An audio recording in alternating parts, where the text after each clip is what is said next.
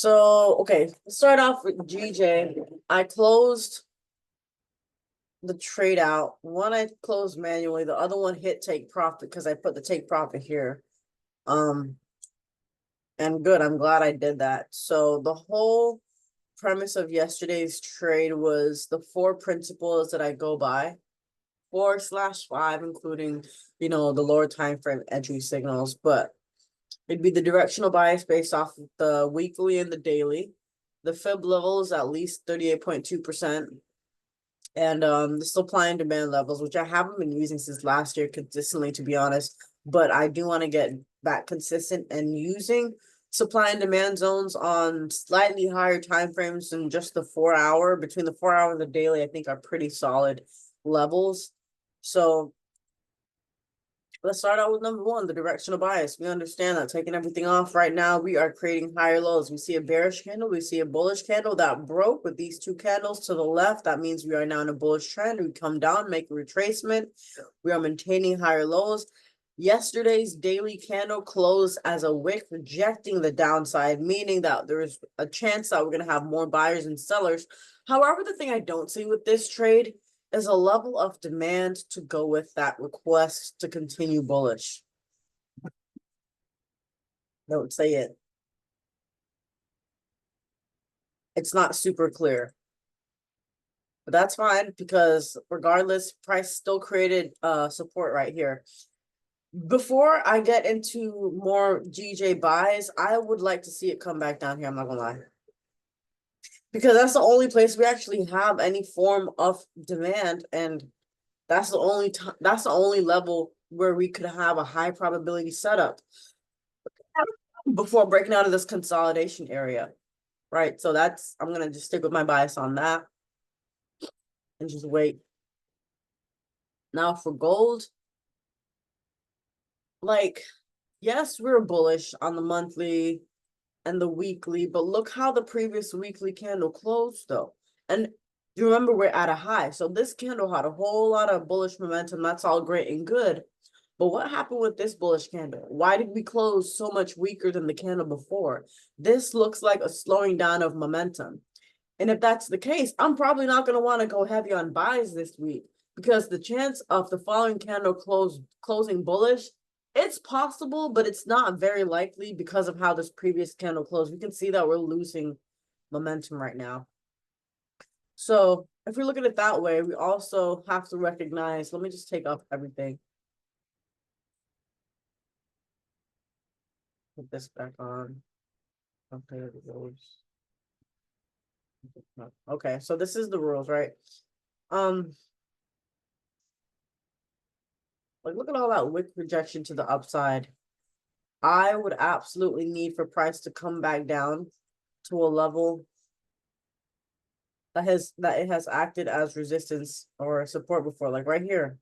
That would be an ideal place. I want some pink, please. Make it pretty. Pretty.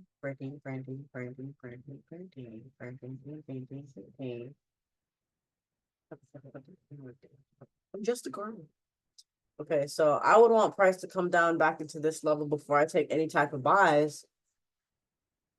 I'm not gonna lie, I see this level right here. But if I look to the left, I also see directly where I am right now, which feels like price could have some really good sells. I'm not gonna lie. Because of this.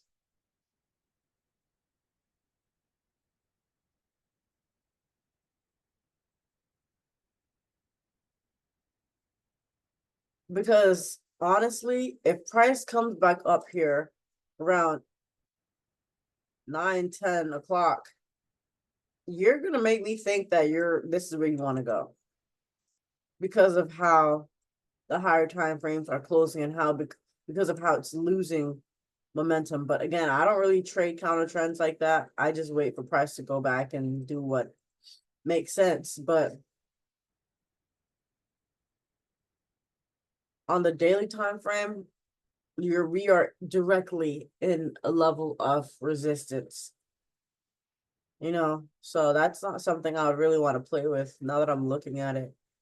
And I was like, If price were to continue bullish, the best area for it to go from would be the area that it's leaving right now. Let me adjust this. Right, because we acted as resistance, a little bit of resistance, support, came back, resistance right here, minor support, rejecting now, and I even see things that I like to maintain a bullish trend. You're doing all the things right for me to go ahead and buy. It's just long-term buys for right now, from where we are, I'm not sure, but buys to here, yeah, I could see that for sure. Even buys to here, because again, I'm not trying to play around with what the higher time frames look like it wants to do. Because now you come up here, you reject it, fall all the way back down, come up here, you're rejecting again, because now we're maintaining lower highs, you know what I mean? So that's also in the back of my mind. If I felt like I could not stay away from buys, I would have to get out early. I would have to get out early because I don't want to play these games of being swept up because I'm not paying attention to what's happening on the higher time frames. Right. But again, if price dips in here around New York Exchange Open around like 9:30, yeah, more than likely I'll buy, but I'll be very careful and I might trail my stop loss under the 15-minute or the 30-minute, more likely the 15-minute. And I just want to get out right here because I see this right here and and price can continue and shoot up and that's all well and fine. It's just not what it's giving right now. So yeah, I would take buys if I see what I need to see in my level, and let's see how it plays out in terms of a fib level. Is it good? Is it a good enough retracement for us? So we have this fib here, and the 38.2 was reached here. That's cute. That's nice. But right now, are we even at the 23.6? Let me see. We're at the 23.6, but I don't take those. However, I would consider this a leg of its own just because it broke the stuff to the left. However, just know that this is not the main fib, right? Because you're still in this. Hold on, let me change this real quick.